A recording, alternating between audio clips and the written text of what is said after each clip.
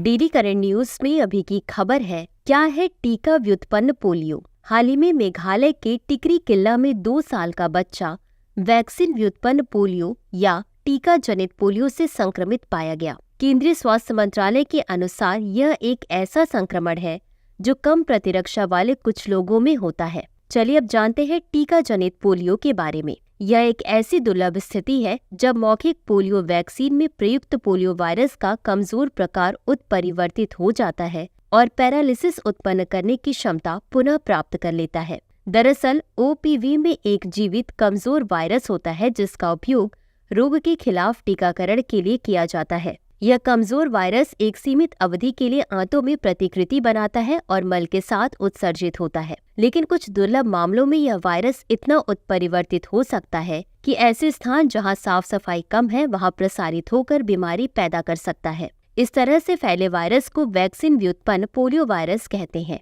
चलिए अब जानते हैं पोलियो के बारे में। पोलियो एक अपंगकारी और संभावित रूप से घातक वायरल संक्रामक रोग है जो तंत्रिका तंत्र को प्रभावित करता है। यह वायरस व्यक्ति से व्यक्ति में मुख्यतः मल मौखिक मार्ग से फैलता है या कभी कभी एक ही माध्यम से फैलता है। यह मुख्य रूप से 5 वर्ष से कम उम्र के बच्चों को प्रभावित करता है। यह एक एंटेरो वायरस होता है जो मुख्य रूप से 3 प्रकार का होता है: जंगली पोलियो वायरस प्रकार 1, जंगली पोलियो वायरस प्रकार 2, जंगली पोलियो वायरस प्रकार 3। पोलियो से पीड़ित ज्यादातर लोग बीमार महसूस नहीं करते। कुछ लोगों में सिर्फ मामूली लक्षण होते हैं जैसे बुखार, थकान, मतली, सिरदर्द, हाथ पैरों में दर्द आदि। दुर्लभ मामलों में पोलियो संक्रमण के कारण मांसपेशियों की कार्यक्षमता स्थायी रूप से समाप्त हो जाती है जिसे लकवा कहा जाता है। रोकथाम और इलाज। इसका कोई इलाज नहीं है लेकिन टीकाकरण के माध्यम से इसे रोका जा सकता है। पोलियो वायरस के लिए पहला सफल पोलियो टीका पिट्सबर्ग विश्वविद्यालय में वायरस अनुसंधान प्रयोगशाला के निदेशक जोनास साल्क द्वारा 1950 के दशक की शुरुआत में बनाया गया था। भारत और पोलियो। 3 वर्षों तक पोलियो का कोई मामला सामने न आने के बाद भारत को 2014 में विश्व स्वास्थ्य संगठन से पोलियो मुक्त प्रमाण पत्र प्राप्त हुआ।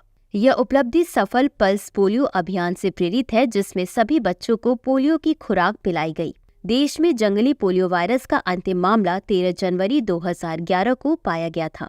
अंत में देखते हैं आज के अभ्यास प्रश्न को। पोलियो वायरस के संदर्भ में निम्नलिखित कथनों पर विचार कीजिए। 1. यह रोग तंत्रिका तंत्र को प्रभावित करता है।